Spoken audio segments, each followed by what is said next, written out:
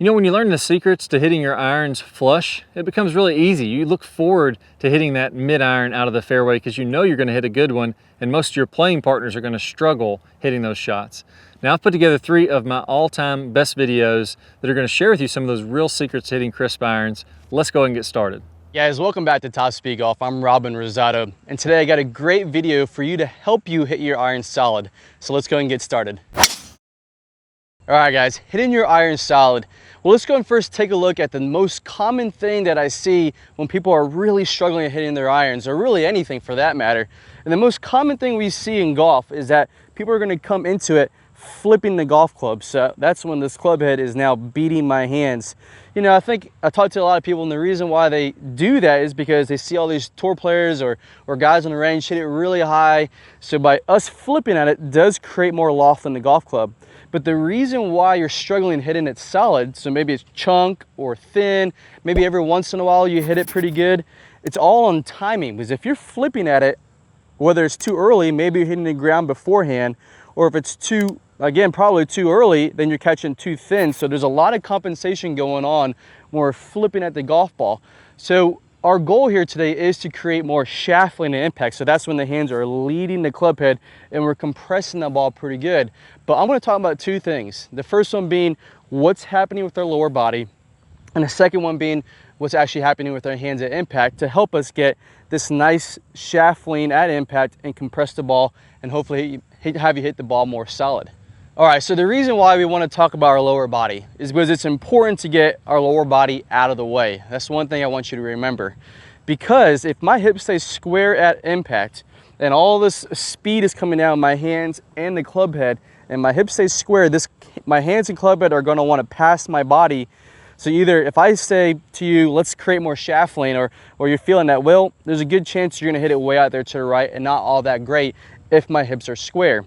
So then what you're going to do is they stay square, the club head's now going to come in passing those hands, and then you're flipping at it to try to hit it solid or maybe try to hit it high. So you've always heard the term, oh, keep your hips up on that wall. You want to get into your posture, imagine a wall behind you here, and you want to keep your hips up on there. Well, that's not wrong, but I'm going to tell you something that I'm sure you've heard a ton of, but we want to keep our hips individual. So when you imagine that wall behind you, you want to take your right hip and place it on that wall, and now left hip and place it on that wall. The reason why we think individual hits is because it gets us moving easier and rotating better, especially with our hips, and getting these hips out of the way. So the drill I actually want you to focus on, I want you to grab an alignment stick, set up to the golf ball like you normally do, and place the alignment stick right on the back, your back front foot heel, and you should feel pressure onto your front hip here. So I feel it on my left back pocket here. So when I'm rotating back, my right hip would be hitting that wall behind me, but on the way down, I want to feel like my left back pocket is pushing this alignment stick back, not just keeping it there. I want you to feel like you're pushing that alignment stick backwards.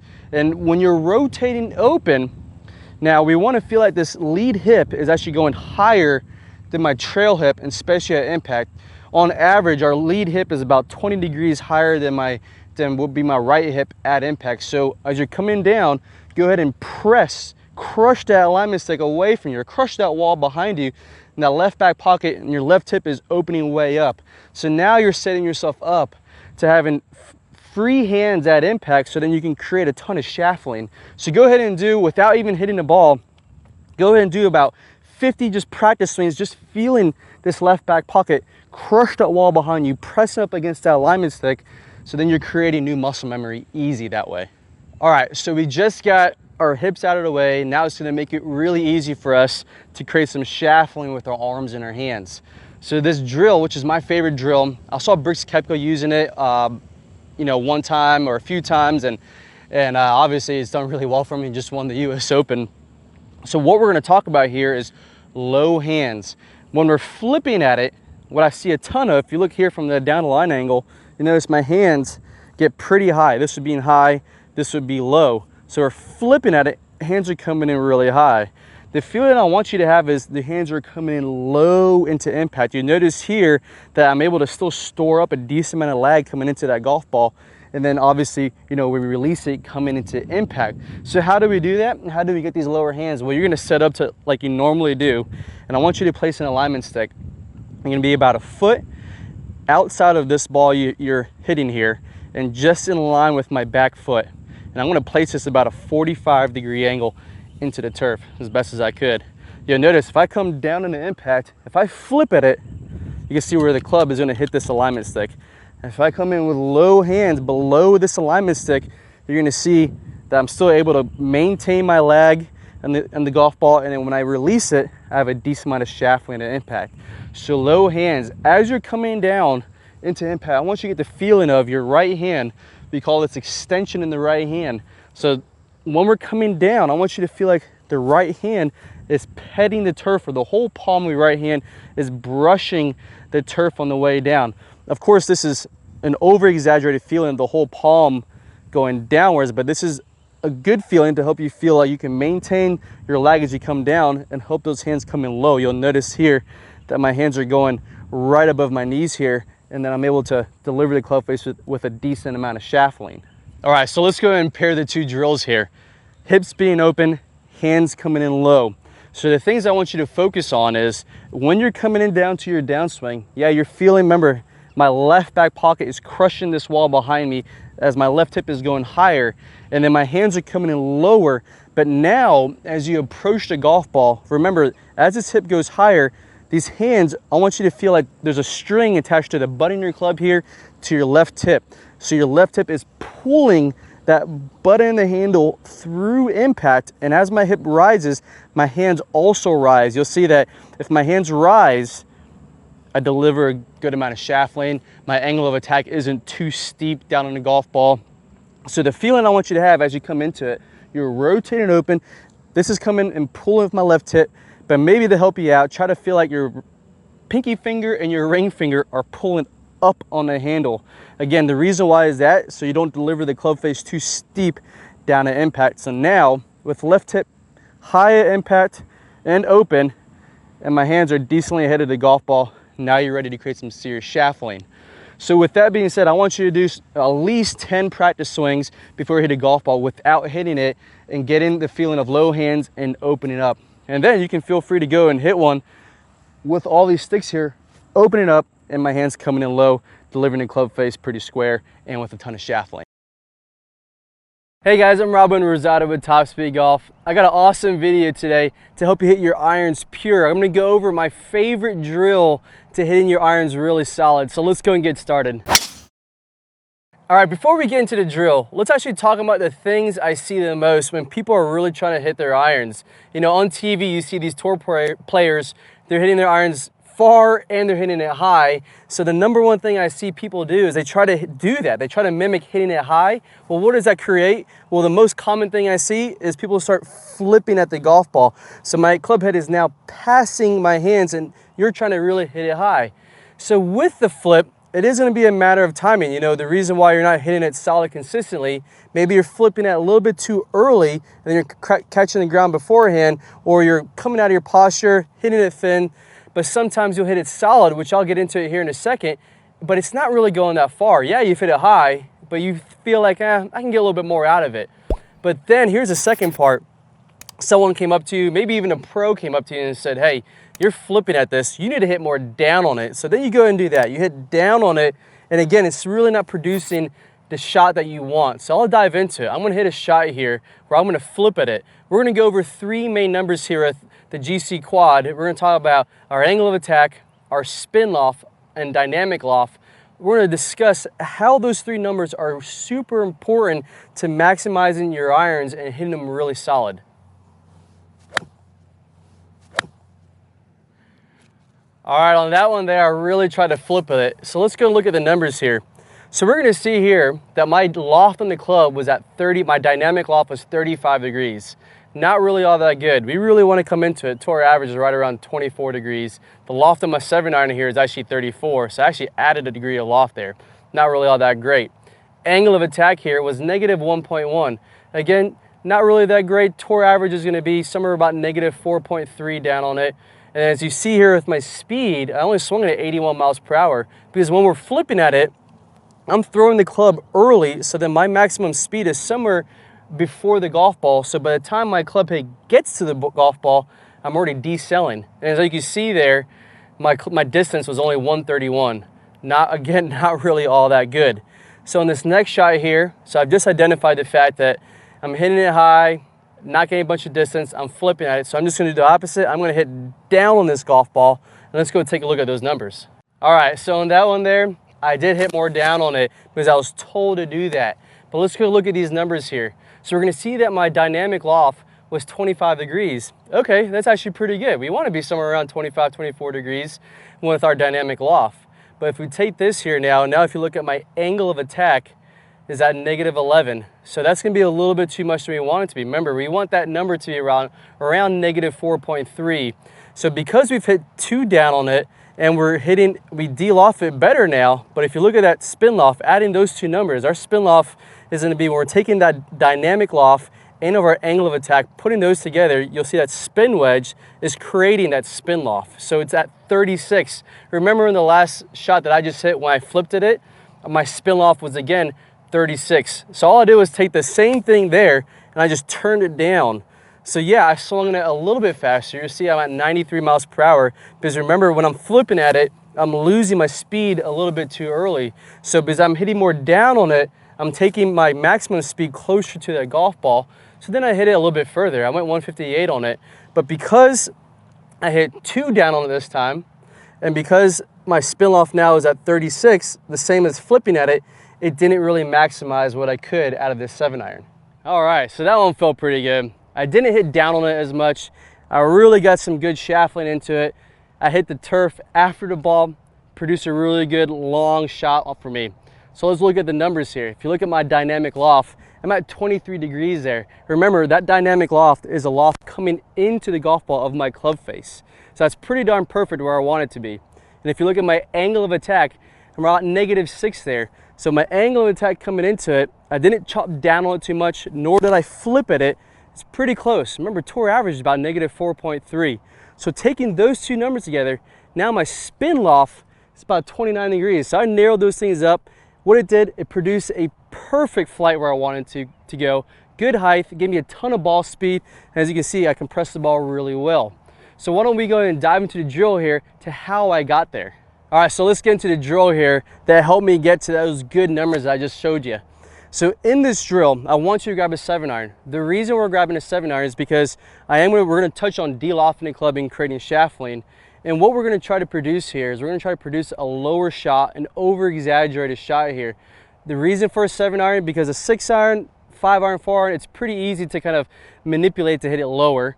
And with an 8-iron and 9-iron, it's a little bit harder to hit it low without much loft. So 7-iron is the right club we wanna take. So you're gonna get your normal setup as you would for a 7-iron here. And you're only gonna take it back to about halfway back, so waist high on the way back and on the way through. Now, on the way back, as we start to come down and hit the golf ball, remember, we're talking about de-lofting this golf club. So when we're de-lofting it, the one thing I want you to feel here is I want you to feel like your logo of the glove is turning down towards that golf ball. As you can see right here, it is de-lofting my club. Now marry that with my right hand, so you want both of our hands to do kind of the same thing here. So you've heard the term of covering the golf ball. We talk about feeling like you're petting the turf with this right hand. So my logo of the glove is turning down, and my right hand is facing down to the turf, petting the grass. So now with that is, I don't want to just go ahead and hit the golf ball, because remember, we want a good angle of attack. So with this here, as we're de-lofting the golf club, to get to your release point here, I want you to focus on your left side here. My left tip and my left shoulder are rotating out of the way, but they're not just rotating. You want to get them to rotate up and away. Technically at impact, my left tip should be about 20 degrees higher than my right at impact on a normal shot. So that's why here, when you go halfway back, we're de-lofting the club and rotating up and away. So then we're only going to halfway. Again, you should be producing a solid lower shot. It's an over-exaggerated feeling through impact. I want you to hit 10 solid shots like this. You can't move on before you do that. If you catch it chunky, there's a good chance you flipped at it.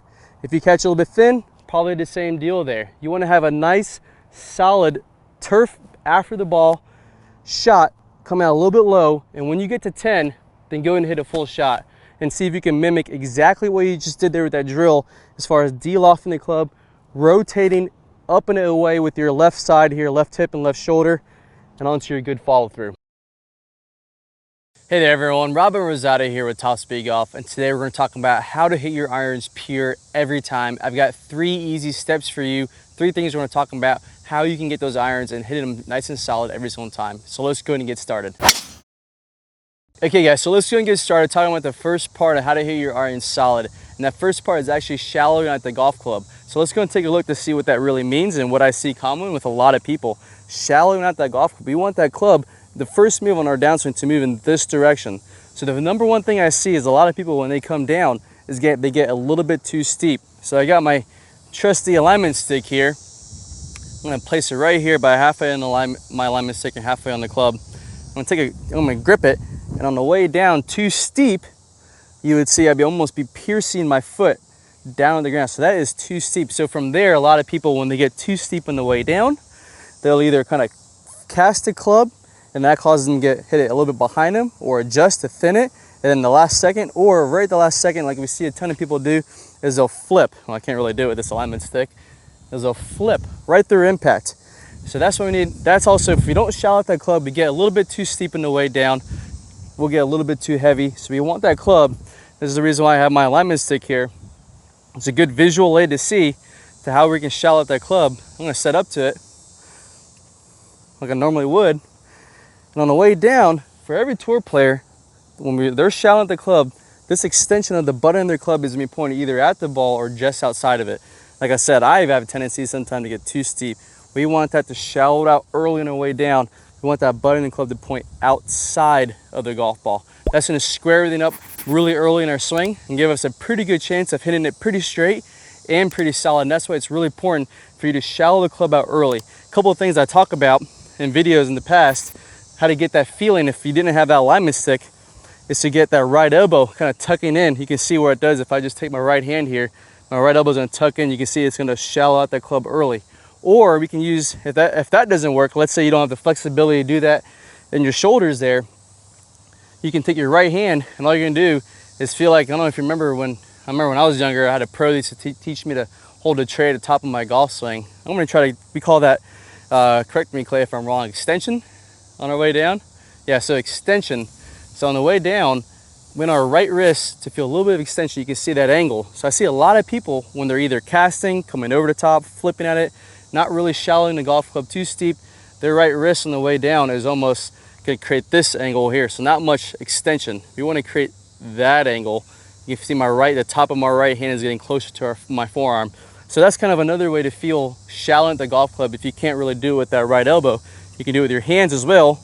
And for me, that works really well. You can see my butt in the club, and now it's going to point outside that golf ball, not getting too steep. So the second part we're going to talk about is actually lag. Why we create lag, the importance of lag, and how that's very important to hitting your irons really solid. Okay, so guys, so we just talked about shallowing that club early. So let's go to the progression here, the sister of shallowing out early. So we've shallowed out early, but now we need to create lag. We need to create this angle. We want this angle of the club to sharpen up to our shoulders here, all the way down and through impact. Why do we create lag? Kind of going on what I was saying before as far as shallowing that club. You know, you see a lot of people, they try to hit down on the golf ball. So what do?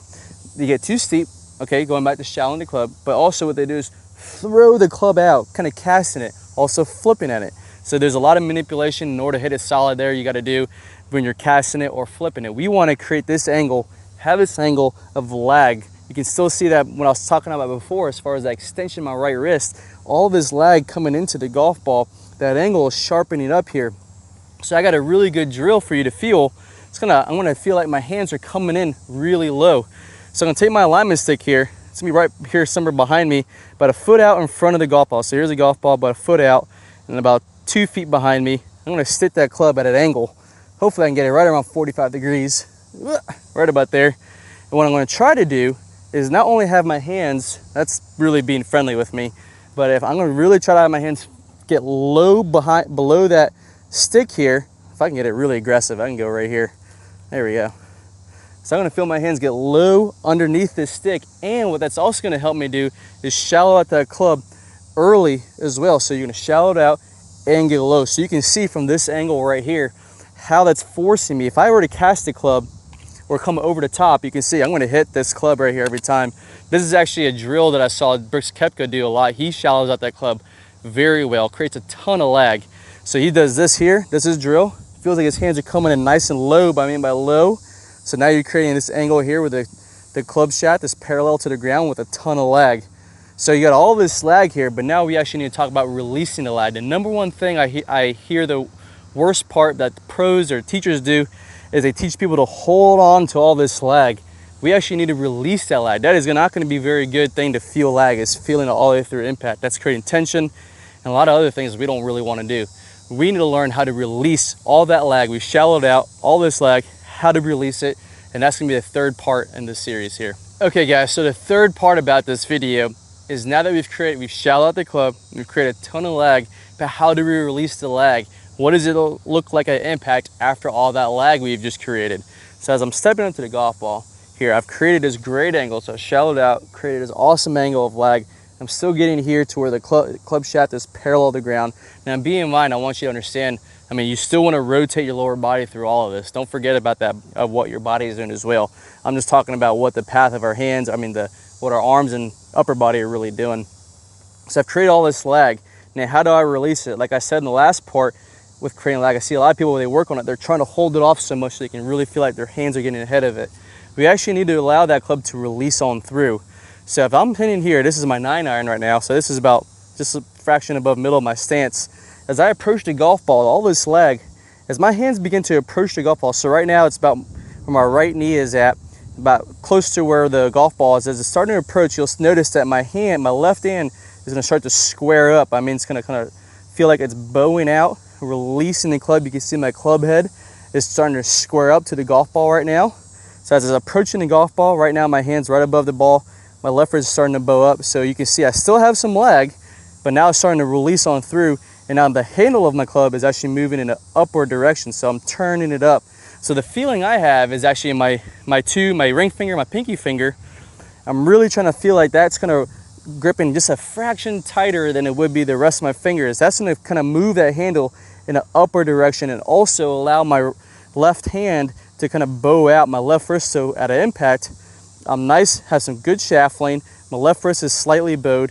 I have some extension in my right wrist, kind of pushing down into my left hand. And now I'm at a really good impact position, allowed all that lag to release, and then I can go ahead and release the club like I normally do. So that's kind of releasing all that lag. It's really important. Don't hold on to the lag, allow it to release. So let me try to incorporate all of what I just said and see if I can pull one and stick one here close to the pin.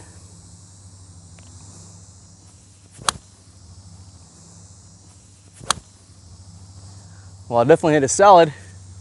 Well, played it safe, middle of the green. All right, guys, so good luck working on that. Trying to hit your irons nice and pure every single time. Have fun, play well, and take care.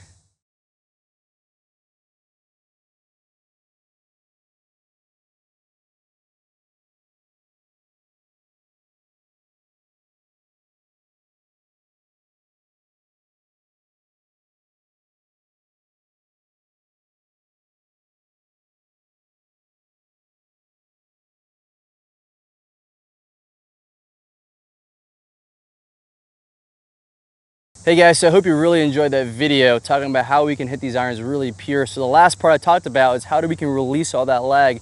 So the straight line release video is in player. That's going to talk about how we can release. The harder you release the club, the more of that angle you're going to create with all that lag. And also going to teach you, I touched a little bit on it, and how to really release and get onto a good full follow through. So go ahead and click on that iCard. It's going to take you to the full version of that straight line release video. It's really important to do that. Then you get 5 free bonus videos on there as well. So have fun working on it. Hope you're playing well, and good luck. Common misconception I see is that we want to create lag and we just want to hold that lag all the way on through contact and get as much lag as we can coming through contact, and that's simply not true. In the release section, we're going to talk about how to turn that lag into energy, how to turn that into speed so that you can hit it very far and do it, like we mentioned, without hardly any effort at all. And as we're coming through contact, we're going to fully release this angle as we're about 45 past contact. So if I draw, a 45-degree angle, I should be looking at both arms, nice and straight, the club splitting those arms. So the by releasing the club, by getting this angle to release as we're coming through contact, that's what's going to create the speed. Our hands are moving a very short distance, our club is moving a very long distance through contact, and it creates that whip-like effect. Very different swings hitting the exact same position. So first let's take a look at Dustin Johnson releasing the club 45 past. And the reason we're going to see such different swings producing similar positions is that this is the real physics of how this has to happen. Here we're looking at Sergio Garcia. Again, we're going to see tons of